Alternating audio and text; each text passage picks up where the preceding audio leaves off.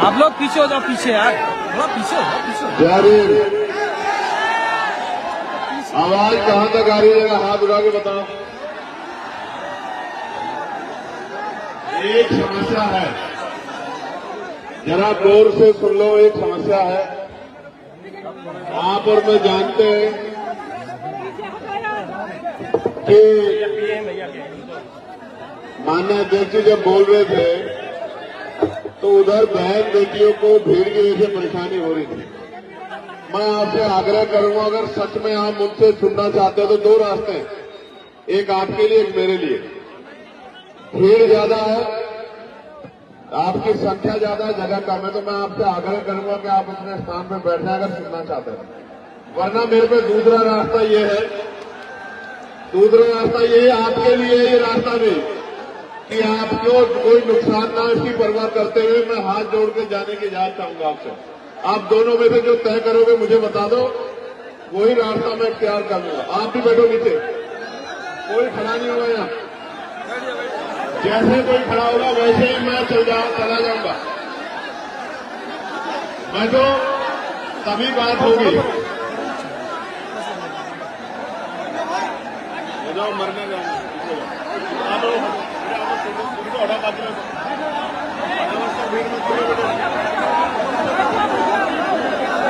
Media के भाइयों को छोड़ के बाकी मूछों पे ताओ बैठ के दे लो, मैं खड़ा हूं। भाई बैठ जाओ, बैठ जाओ। अब अगर आप खड़े हो तो मैं छोड़ दूंगा, सीधी बात है। देखो, बिल्कुल ये वाले भी जब तक नहीं बैठेंगे बात नहीं होगी। आप बैठ के माहौल बनाओगे तो ही बात होगी। और ये जो पेड़ पे चढ़े हुए वहां एक गिर मत जाना। कहां से लाऊंगा मैं तुम जरा भाई, कहां चढ़े हो पेड़ पे? देखो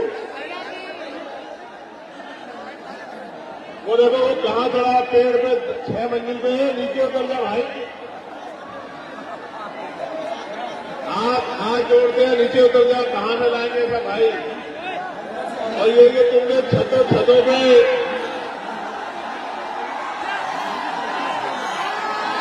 और इधर और उधर तुमने जो ये महफिल आज सजाई है हरदोई में, और आपकी प्रशंसा में शब्द नहीं है हमारे पास। आज बैठ के व्यवस्था करा दो तो बात हो जाए, वरना मीडिया से अपनी बात रख के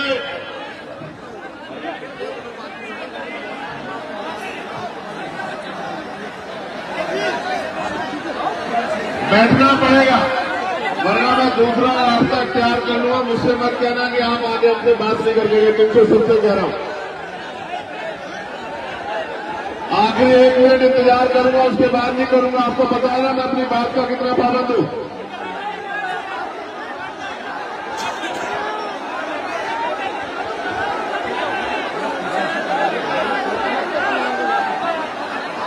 पच्चीस सेकंड बाकी है, 25।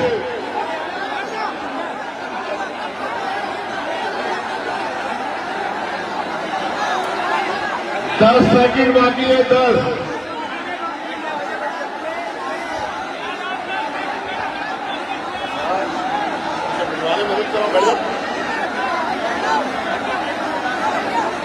पांच सेकंड बाकी है, 5,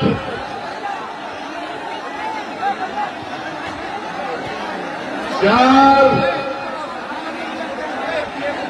3, 2,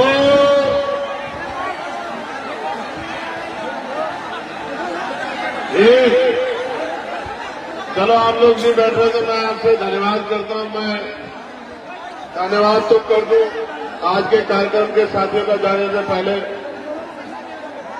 मैं धन्यवाद करूंगा छोटे भाई और हमारे नेता डॉक्टर कुलदीप भार्गव जी का, जो प्रदेश संयोजक है भीम आर्मी के, छोटे भाई विकास बाबू का, डॉक्टर देव खुर्शीद साहब का, शैलेंद्र राजवंशी जी का, हमारे नेता सौरभ किशोर साहब का, इमरान खान साहब का, अमित गौतम साहब का, अनीश गाजी साहब का, अरविंद राजवंशी जी का, संतोष गौतम जी का, राकेश राजवंशी जी का, विश्वदीप चौधरी जी का, दिनेश गौतम जी का, सुशील गौतम जी का, धर्मेंद्र घोष जी का, सौरभ भारती जी का, राजा राम माथुर जी का, हरेंद्र कुमार जी का, विनोद गौतम जी का, प्रेमचंद प्रधान जी का, संजय रावत जी का, श्री भुरन जी का, रोहित चौधरी जी का धन्यवाद। और मूलचंद आजाद जी का, छोटे भाई करण पासी जी का जो हमारी जिगर का टुकड़ा है यहाँ, सुरेश गौतम जी का, विनोद गौतम जी का, शोभरन लाल जी का, अमन पासी जी का, सनी धानु जी का, अरुण दिवाकर जी का, राजपाल वर्मा जी का, अनिता वर्मा जी का, सचिन राजवंशी जी, प्रेमपाल गौतम जी, धर्मेंद्र गौतम जी, रजनीश गौतम जी, जुबेर पठान जी, मोहनलाल बागमारे जी, मोहनलाल गौतम जी, अवधेश गौतम जी, गंगा सिंह जी, पंकज घोष जी, रितेश पासी जी, हरिओम पासी जी, दिलावर जी, सत्येंद्र गौतम जी, प्रियांशु पासी जी, दिलासा राम जी, बालक राम बलराम गौतम जी, मनोज सांडी जी, शिवराज रावत जी, राहुल गौतम जी, विपिन गौतम जी, देवेंद्र गौतम जी, ओम प्रकाश यादव जी, राम प्रताप जी, श्याम सुंदर दादाजी, अतेश लोधी जी, संदीप वर्मा जी, शमशेर जी, अरविंद पासी जी, राहुल वर्मा जी, नरेश चंद्र गौतम जी, संजीव पासी जी, अनिकेत कानू जी। प्यारे साथियों, मैं मानता हूं जगह कम है और मैं ये भी मानता हूं कि इसमें बैठने में दिक्कत आ रही होगी, लेकिन कुछ तो रास्ता निकालना पड़ेगा ना। जो पीछे बैठे हैं उनको दिखेगा नहीं, उनको दिखेगा नहीं तो वो परेशान होंगे, तो फिर बात कैसे रखी जाएगी। ताली बजाना, नारा लगाना, हल्ला मचाना, ये तो एक बात है। मैं वहां से यहां आया हूं, आप अपना काम छोड़ के आए हैं। अगर मैं यहां कुछ दूं ना और आप उसको लेके घर ना जाएं तो बात कैसे बनेगी, आप बताओ। कुछ तो रास्ता इख्तियार करना पड़ेगा ना। ये जो अंदर जबरदस्ती आए ना, बाद में मैं एक आखिरी बार कह रहा हूं ना, वॉलंटियर कहूंगा तो फिर भारी हो जाएगा तुम लोग जो अंदर खड़े। अगर तुम यहां खड़े होकर भी यहां का अनुशासन नहीं बनाओगे तो फिर खराब होगी बात। वहां का तो समझ आ रहा है कि वहां मजबूरी है, जगह कम है। आपका कोई ये कौन नाटक है, ये जो जगत नाटक है, ये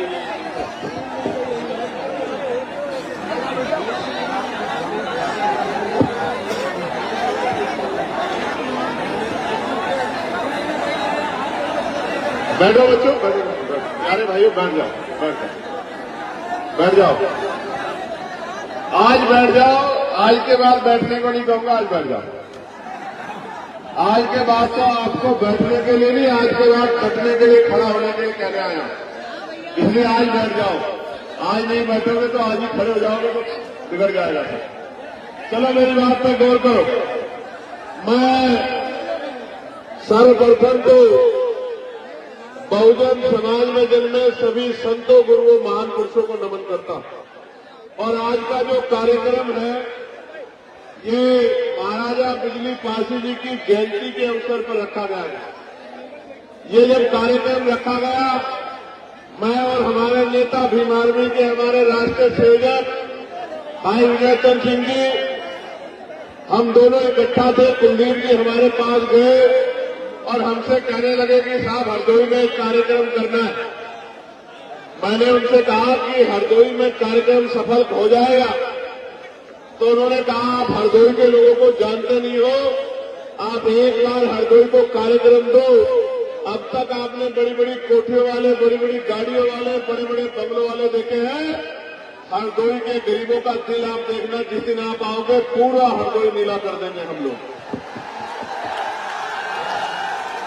और मैं आपको दिल से कह रहा हूं, रैलियां तो मैंने कई कई लाख लोगों की, आप जानते हो नहीं जानते इस बात को। भोपाल में 5 लाख से ज्यादा की रैली, अभी मुजफ्फरनगर में 2.5-3 लाख लोगों की रैली। लेकिन जितना प्यार यहां आके मिला है, इतना प्यार शायद कहीं नहीं मिला। बहुत बहुत धन्यवाद आनंद। और आपने आज जो प्यार दिखाने का काम किया है, आज हरदोई में खड़े होकर कह रहे हो, इस प्यार को सूद समेत स्वाभिमान सम्मान के जीवन के साथ हक अधिकार को जीवन के साथ लौटाने का काम करेंगे। मेरी बात को आप याद रखना। प्यारे साथियों, बड़ी शानदार सभा का ऑर्गेनाइजेशन हमारे साथियों ने किया है और विपरीत हालात में किया है। भाई ये नीचे जाओ आप लोग, इसको जो ठीक करो, डिस्टर्ब करेंगे। चलो वॉलंटियर साथी जाओ, क्या वॉलंटियर सब जाओ, ये जो अंदर तुम चले जाओ ना, तुम खड़े हुए यार पत्रकारों के अलावा वॉलंटियर चले जाओ, एक भी आदमी निकल के खड़ा हुआ।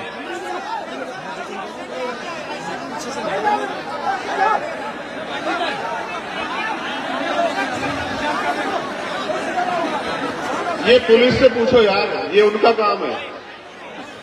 उनको ये लोग नहीं दिखाई दे रहे, इनमें से कोई विरोधी आके गोली भी चला सकता है, ये उनका काम है। लेकिन कमजोर वर्गों के नेताओं की कोई हैसियत नहीं है इस देश में। हम समझते हैं इस बात को, हम क्या भूल जाएंगे इस बात को कि पुलिस क्या कर रही थी। हम पे हाथे नाक काट नहीं कि हम लोग व्यवस्था करना, जहां सरकारी कर्मचारी लगा के प्राइम मिनिस्टर की रैलियां होती है, वहां हमसे क्या कहलाना चाहते हैं हम नहीं जानते क्या हमसे ज्यादा लोग हैं किसी के पास, हमें नहीं पता। हम एक ऐलान कर देंगे तो दिल्ली, लखनऊ दिल्ली वालों की टांगे और कुर्सियां दोनों हिल रही हैं। हम जानते नहीं कि अपने संगठन की शक्ति को, जिनको आज हल्के में ले रहे हैं वो कल राजकाज में बैठेंगे लखनऊ में, फिर उस दिन आपसे बात होगी। मेरी बात को आप याद रखना। क्या हम लोग भूलने वाले लोग हैं? नहीं, हम भूलने वाले लोग नहीं। हम सबका सम्मान करते हैं। मैं साथियों से कहूंगा कि वो बैठ जाए। बहुत इंपॉर्टेंट बातें करनी है, वो बैठ जाएंगे तभी बात बनेगी, वरना व्यवस्था बनती रहेगी। कुछ तो ये लोग मदद नहीं कर रहे, कुछ लोग आप ज्यादा उत्साह में, खराब हो रही है चीजें, तो बात करने का फ्लो ही नहीं बन पाएगा, फिर खराब हो जाएगा। फिर तो नमस्ते, सलाम, आदाब, सत श्री अकाल, जय भीम वो खत्म करना पड़ेगा।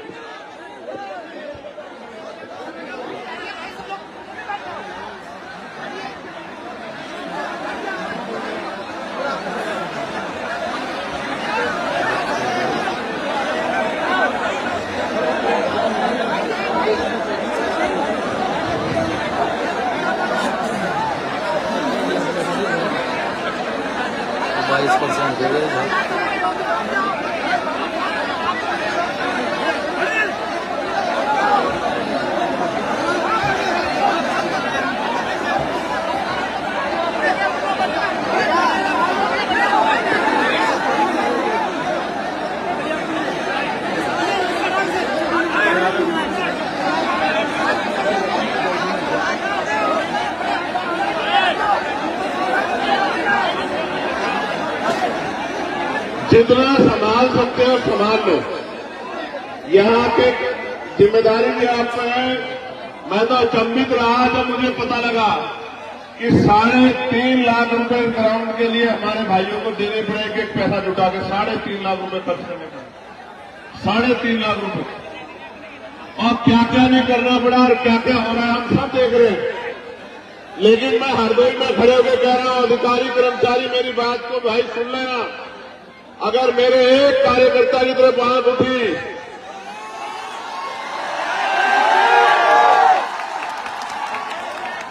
वो सुनाता आपने पार्लियामेंट में, मैं सुनाता हूं आपको।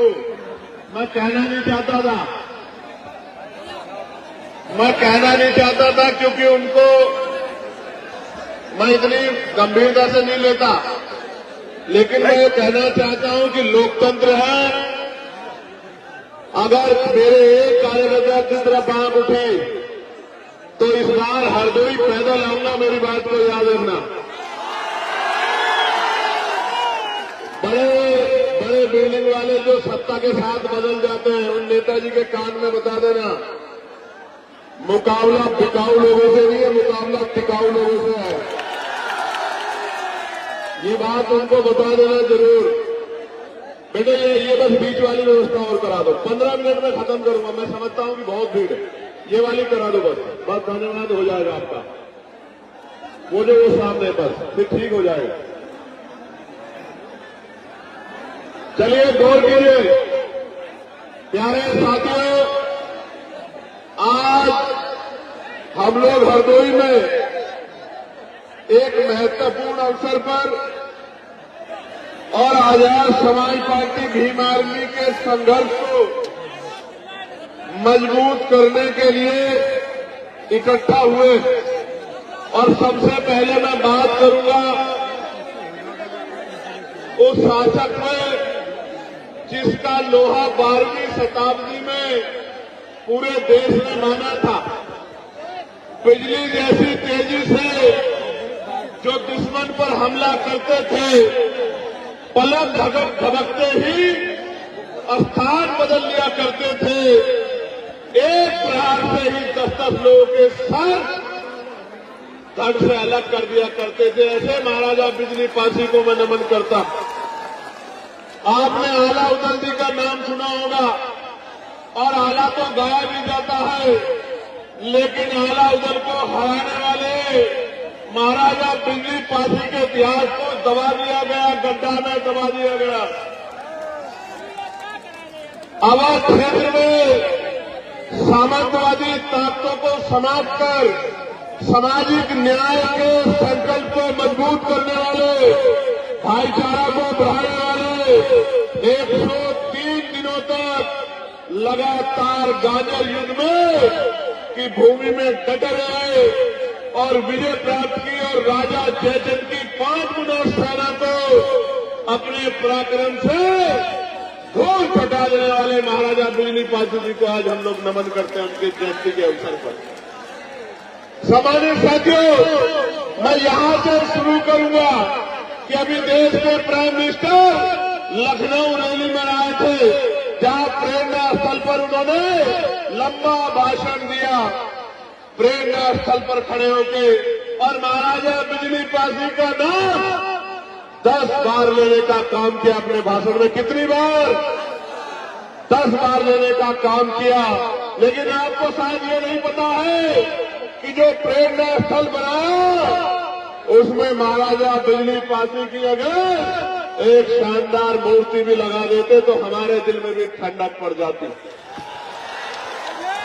अगर लखनऊ को बसाने वाले महाराजा लाखन पासी की मूर्ति लगा देते तो हमारे कलेजे में भी ठंडक पड़ जाती।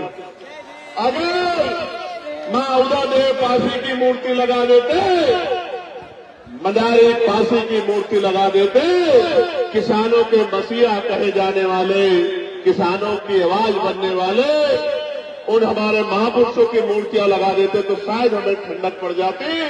लेकिन हमारा पेट तो सिर्फ बातों में भरा जा रहा है, और ये आज से नहीं हो रहा मेरे लोगों, ये आजादी से पहले भी और आजादी के आज बाद भी लंबे समय से बातों से पेट भरा जा रहा। प्यारे साथियों, आप जाकर देखो गांव देहात में आज भी अगर मकान पक्का बन गया है तो प्लस्तर मेरे लोग नहीं करा पाए। ये वो लोग हैं जो राजा महाराजा की जो शास्त्रों की संतानें हैं और आज इस आजाद भारत में गुलामी का जीवन जीने के लिए मजबूर हो रखी है, क्योंकि राजकाज में इनकी हिस्सेदारी नहीं है। प्यारे साथियों, जब 12वीं शताब्दी में आपका झंडा डंडा इतना बुलंद था, तो आज आप इस देश में राजकाज जाने के बाद जुल्म जाति के शिकार इस देश में हो रहे हो।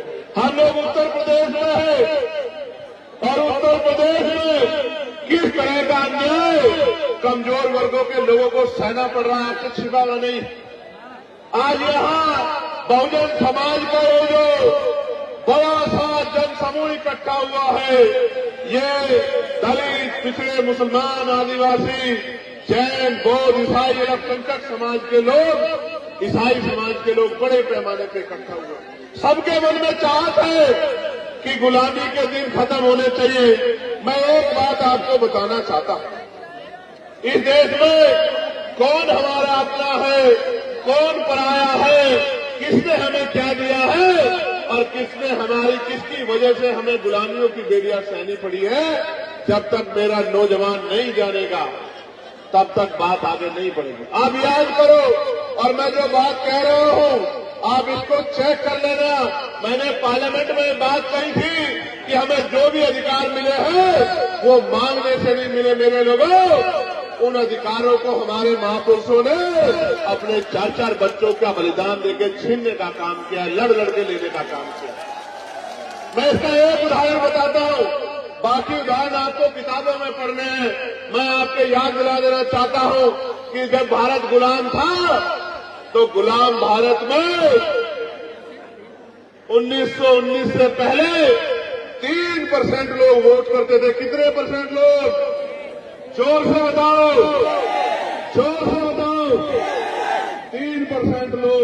फिर माउंटेन चेन वोट समिति बनी, उसने कुछ सुधार करने की बात कही, सुधार भी हुए और 3% से बढ़ के 15% लोगों को वोट देने का अधिकार मिल गया। गौर से सुनना, पहले 3% लोग वोट करते थे, फिर 15% हो गए। 3 के बाद जो सुधार हुआ, उस सुधार में ये तय हुआ कि जिनके पास बहुत धन है उनको भी वोट का अधिकार मिलना चाहिए। जिनके पास जमीनें हैं, जमींदार है, उनको भी वोट का अधिकार मिलना चाहिए। जिनके पास जो टैक्स पेयर है, व्यापारी है, बिजनेसमैन है, उनको भी वोट का अधिकार मिलना चाहिए।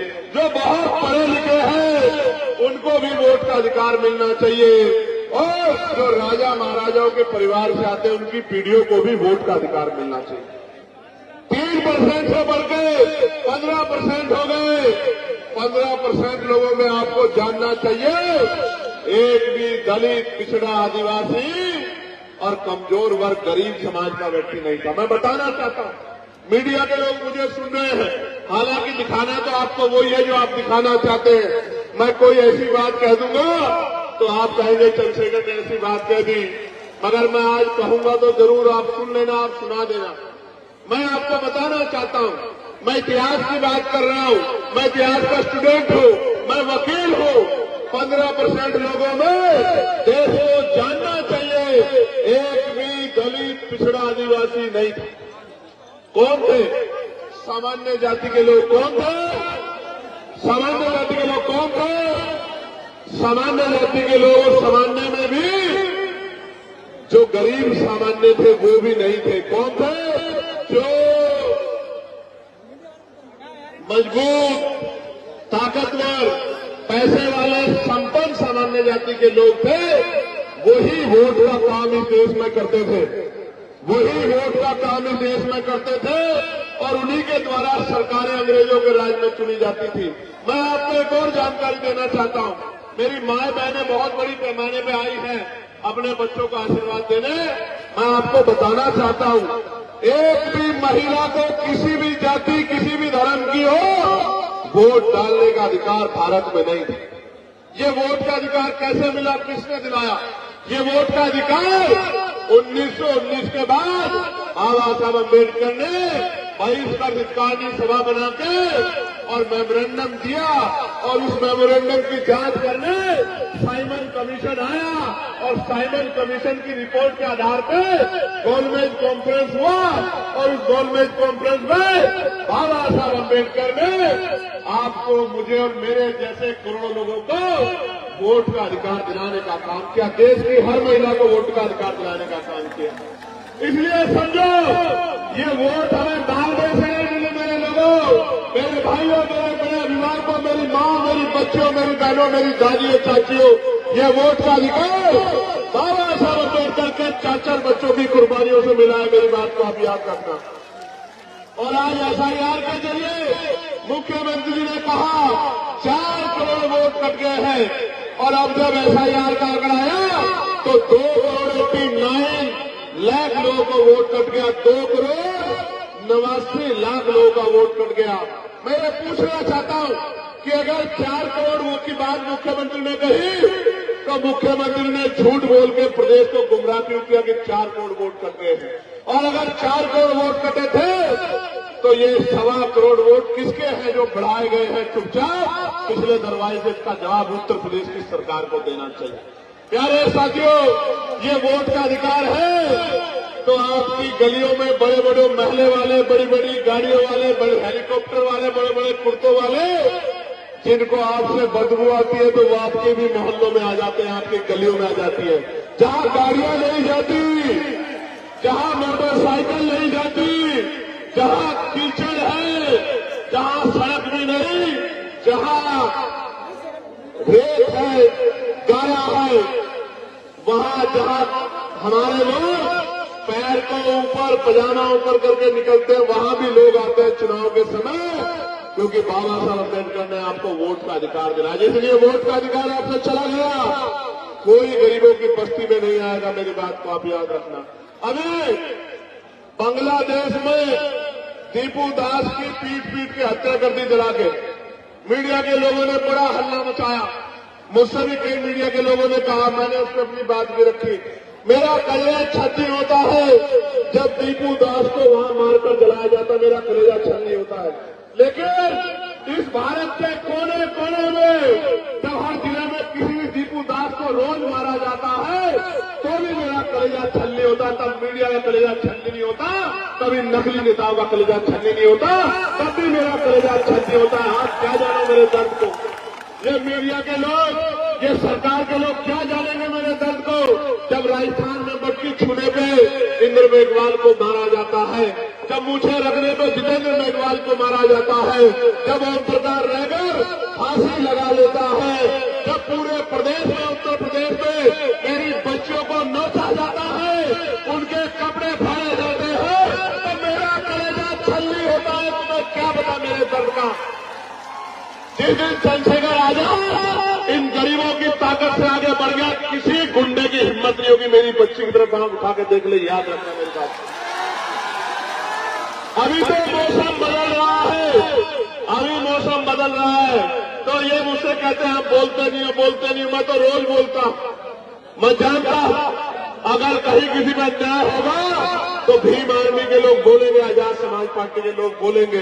लेकिन मैं आपसे जानना चाहता हूं, जब आप भूखे सोते हो तो क्या किसी महल वाले का दुख होता है क्या?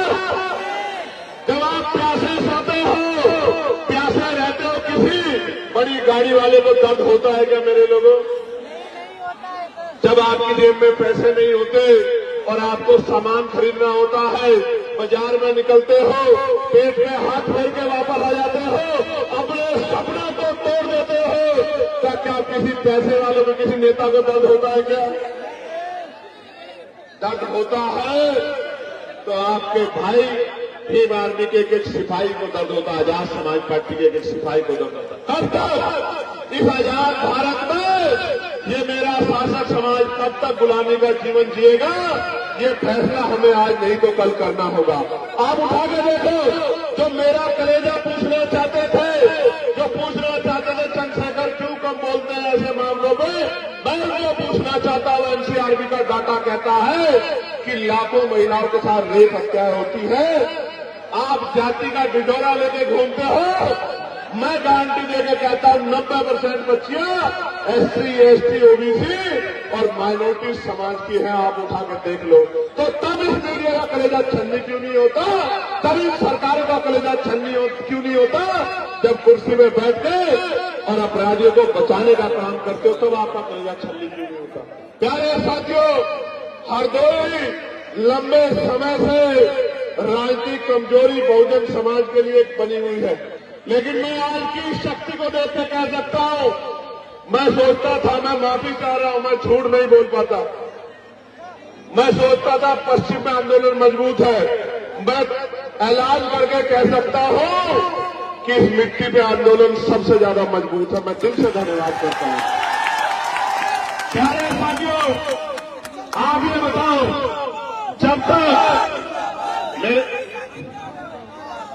जब तक आपकी जेब में पैसा नहीं आएगा, गौर से सुनना मेरी बात, जब तक मेरे भाइयों, जहां तक आवाज जा रही है, जहां जिस हालात में उसी में सुन लो, क्योंकि अगर एक दूसरे को बिठाने के चक्कर में पड़ोगे तो चीजें खराब हो जाएगी। आपको अगर सुई भी लगेगी तो मेरा कलेजा छन्नी होगा। आप मेरी पीड़ा को समझो। मैं आपको पूछना चाहता हूं, जब तक इस नौजवान की जेब में पैसा नहीं आएगा, जब तक पढ़े लिखे नौजवान को नौकरी रोजगार नहीं मिलेगा, आप बताओ हमारे हालात कैसे बदलेंगे? बताओ, क्या बदल सकती है? देखो मेरी बात पर गौर करो। आजाद भारत है ना, सबको बराबर के अधिकार कहता है ना संविधान, अवसर की समता है ना, मेरी माँ यहाँ बैठी है, मेरी माँ हाथ उठा के बता दें, अगर जिन माओं ने हवाई जहाज का सफर किया हो जरा एक बार हाथ उठा के मुझे दिखा दें। क्यों क्या मेरी माँ को हवाई जहाज का सफर करने के लिए अवसर नहीं मिलना चाहिए क्या? क्यों नहीं मिल रहा आपको पता है? ये हवाई जहाज, ये हेलीकॉप्टर, ये अमीरों के जेब का सामान है, गरीबों के जेब का नहीं। समय बदलेगा, समय बदलेगा, मेरी बात को याद रखना। जो आज तक ट्रेन के डब्बे में नहीं चढ़ी एसी वाले में, उस अपनी माँ को, बहन को हेलीकॉप्टर हवाई जहाज में बिठाने का, उसको सम्मान दिलाने का काम उनके बच्चे करेंगे। मेरी बात को अपनाना। लेकिन मैं पहली बार नौजवानों से कर रहा था, मैं नौजवानों से पूछना चाहता हूं, जब धीरे धीरे आरक्षण खत्म हो जाएगा, सरकारी नौकरियां खत्म हो जाएगी, तो आरक्षण स्वतः खत्म हो जाएगा, तो इस देश में जहां इतनी गैर बराबरी जाति धर्म के नाम पे, तो आप गरीबों को कुर्सी पे कौन बैठने देगा? इसलिए मैं पार्लियामेंट में बिल लेके आया कि निजी क्षेत्रों में आरक्षण व्यवस्था लागू होनी चाहिए। आप बताओ, होनी चाहिए नहीं होनी चाहिए? जोर से बताओ, होनी चाहिए नहीं होनी चाहिए? तो अगर आप मानते होनी चाहिए, तो अब आप जनवरी के बाद तैयार हो जाना। हम लोग निजी क्षेत्रों में SC, ST, OBC के लोगों को आरक्षण मिले, इसके लिए हम लोग पूरे प्रदेश में यात्रा करने का काम करेंगे। तैयार हो नहीं तैयार हो बताओ? और सुनो, जितना बैकलॉग बाकी है उसको हम लोग भरवाने का काम करेंगे। मेरी बात को आप याद रखना।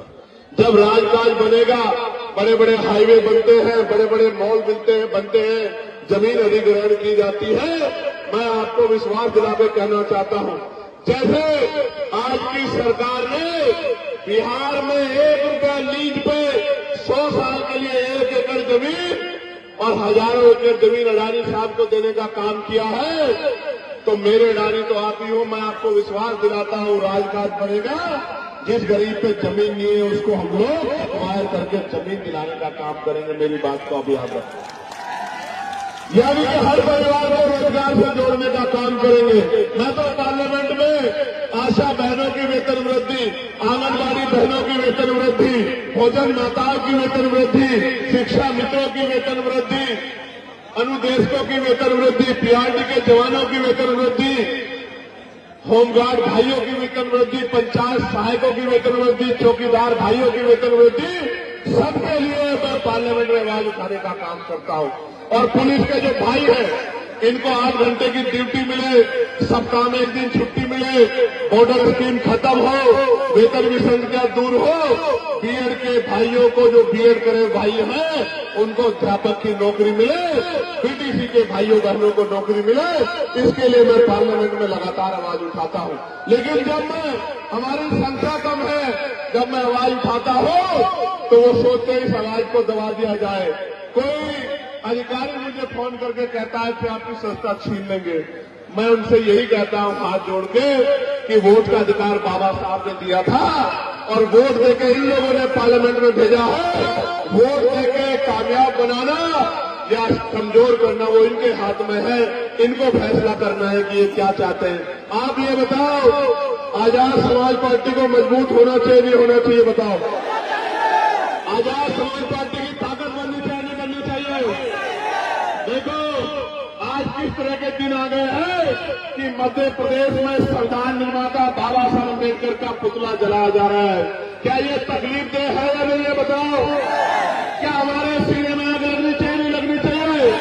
मैंने सरकार को चैलेंज किया है कि अगर 72 घंटे में उन पर अपराधियों पर कार्रवाई नहीं हुई तो मैं पैदल ही ग्वालियर के लिए निकलूंगा और किसी कीमत पे पीछे हटने वाला नहीं हूं, क्योंकि हम अपने महापुरुषों का अपमान किसी भी कीमत पर नहीं सहेंगे। प्यारे साथियों, लड़ाई गंभीर है, समय कम है, काम ज्यादा है, नौजवानों की तरफ देश देख रहा है। एक वो लड़ाई थी जो आजादी का संघर्ष था, जो शहीद आजम सरदार भगत सिंह जी ने, पंडित चंद्रशेखर आजाद जी ने, सुखदेव जी ने, तमाम हमारे क्रांतिकारियों ने लड़ने का काम किया। और एक और तीसरी आजादी का संघर्ष, अधिकारों का संघर्ष अब भीम आर्मी आजाद समाज पार्टी के नेतृत्व में शुरू होने वाला है। मैं चाहता हूं कि ये आंदोलन कामयाब हो और 75 साल की ये जो बेबसी लाचारी संविधान के बावजूद भी है, ये खत्म हो, लेकिन ये तब तक खत्म नहीं होगी जब तक आप लोग मन पक्का नहीं करोगे। बताओ मेहनत करोगे नहीं करोगे? घर घर निकल के बूथ कमेटी बनाओगे नहीं बनाओगे? मेरी बात को घर घर तक पहुंचाओगे नहीं पहुंचाओगे? अपने संगठन को मजबूत करोगे नहीं करोगे? अपने झंडे डंडे को घर तक पहुंचाओगे नहीं पहुंचाओगे? भाईचारा बनाए बगैर हम लोग कामयाब नहीं हो सकते, इस बात को आप समझो। अगर भाईचारा नहीं बनेगा बहुजन समाज में तो लड़ाई आगे नहीं बढ़ेगी। भाईचारा बनाओगे नहीं बनाओगे? बताओ। मेरी बात पे गौर करो मेरे नौजवान साथियों। हमारी माए हमारा पेट पालने के लिए तमाम तरह के प्रयास करते, कोई फैक्ट्री में काम करती है, कोई घर की सफाई करती है, कोई खेत में काम करती है। मेरे दिल में ये तकलीफ होती है कि जिन माओं को जो है इज्जत सम्मान की जिंदगी मिलनी चाहिए थी, उनको हम दिला नहीं पा रहे। मैं आपको विश्वास दिलाता हूं, आपके क्षेत्रों में उद्योग धंधे लगाकर राजकाज बनने के बाद माओं को घर तक रोजगार दिलाने का काम किया जाएगा। इस बात का मैं आपको विश्वास दिलाता हूं। नौजवान भाइयों को रोजगार दिलाने का काम किया जाएगा, पुरानी पेंशन को बहाल कराने का काम किया जाएगा, SC ST OBC के कर्मचारियों को प्रमोशन में रिजर्वेशन दिलाने का काम किया जाएगा और गरीबों के आंसू पोंछने का काम किया जाएगा। लेकिन ये तभी संभव है जब आप सड़कों पे, तो मैं आपकी क्षमता को देखता हूं, मोटरसाइकिल दौड़ाते हैं खूब। मैं डरता हूं किसी को चोट ना लग जाए। कोई मां ये ना कहे कि मेरे बच्चे को चोट लग गई, मेरे भाई को चोट लगी, मुझे तकलीफ होगी। लेकिन मैं आपसे आग्रह करता हूं, बहुत समझदारी से आया जाया करो। हमारे महापुरुषों ने अपने बच्चों का बलिदान हम लोगों को इज्जत की जिंदगी दिलाने के लिए किया है। अगर आप लोग डटोगे नहीं तो बात आगे नहीं बढ़ेगी। ये जो नीला पटका पहन के ये जो नीली फौज बैठी है, जरा लाना वो बात जरा उठेगी। यही सीतापुर वाला कोई बोला था ना कुछ सीतापुर वाला कोई बोला था ना, छोड़ो कौन था, इस बात में मत जाओ। उनको उन सबके लिए मैंने नीलावाज तैयार किया। कहा जरा लाना वो नीलावाज, जरा मैं उनको दिखा दो। मैं उनको ये बताना चाहता हूं कि ये बाबा साहब के चीते हैं, बाबा साहब के। ये महाराजा पीली पासी के बच्चे, ये महाराजा लाखन पासी की औलाद है। ये देख रहे हो नहीं देख रहे हो?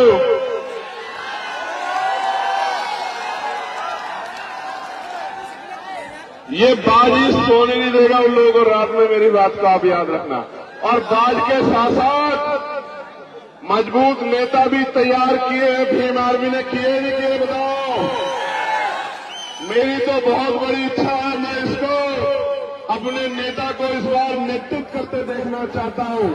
मैं पार्टी में इनकी सिफारिश करूंगा कि पार्टी इनको मौका दे और मैं भी इनके चुनाव में यहाँ काम करने के लिए आऊं और हमारा शहर विधानसभा जाए। मेरी तो दिल इच्छा इस बार ये है। लेकिन ये तभी संभव होगा जब आप लोग मेहनत करोगे नहीं करोगे? यहाँ से जाके काम करोगे नहीं करोगे? बूथ कमेटी बनाओगे नहीं बनाओगे? भाईचारा कमेटी बनाओगे नहीं बनाओगे?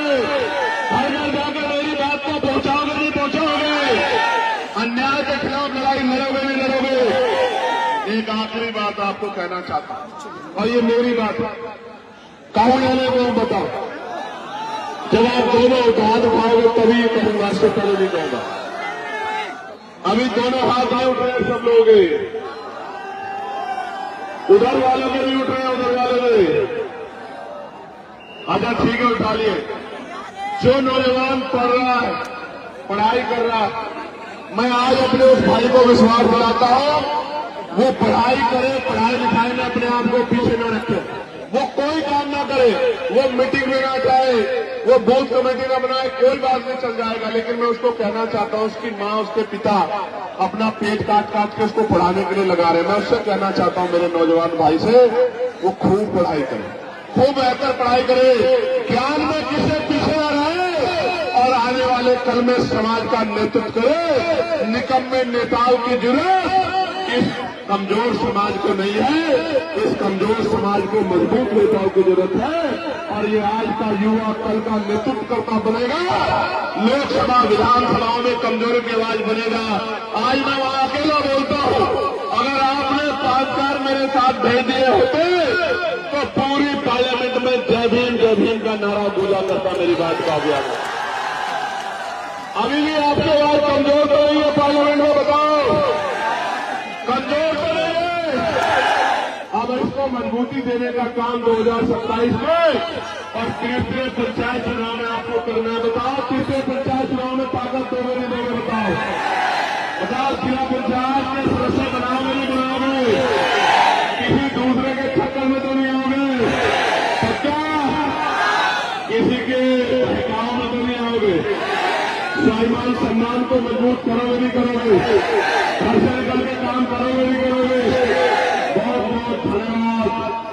आज की इस सभा को जितने नंबर दिए जाए कम है। कितने नंबर दूं 100 में से बताओ? आप ही बताओ, थोड़ा आरती मान लेंगे या हमारे ऊपर छोड़ दो। तो 100 में से 110 नंबर दिए आपको आज के लिए। जिंदाबाद हरदोई, जिंदाबाद करण, जिंदाबाद मूलचंद, जिंदाबाद कुलदीप, जिंदाबाद हरदोई की महान जनता, मेरा नौजवान भाई, मेरी माएं, मेरी बहनें, मेरी बच्चियां, मेरे बच्चे, मेरे विवाह और तमाम हमारे संगठन के वो साथी जो यहाँ संगठन चलाते हैं, मेरी बहनें, तमाम सब लोग जिंदाबाद। और अनुशासन में जाना भाई, मुझसे मैं हाथ जोड़कर कह रहा हूं, अनुशासन में जाना।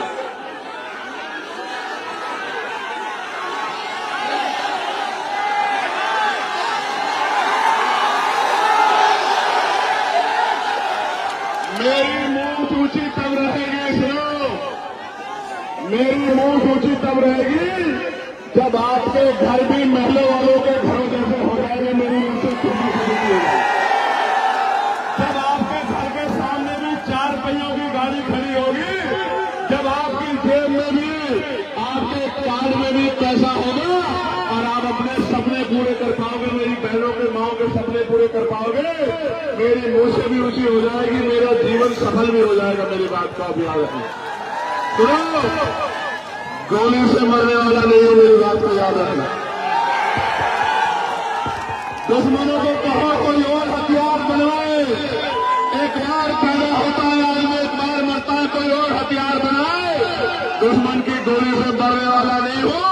बाबा साहब का सिपाही हूं, बाबा साहब का बेटा हूं, याद रखना मेरी बात। और लाखों माँ बहनों का आशीर्वाद लेके, अपने बड़ों का, बुजुर्गों का आशीर्वाद सर पे लेके चलता हूं। दुश्मन की गोली भी फूल बनकर मेरा स्वागत करती है। आपका भाई हो।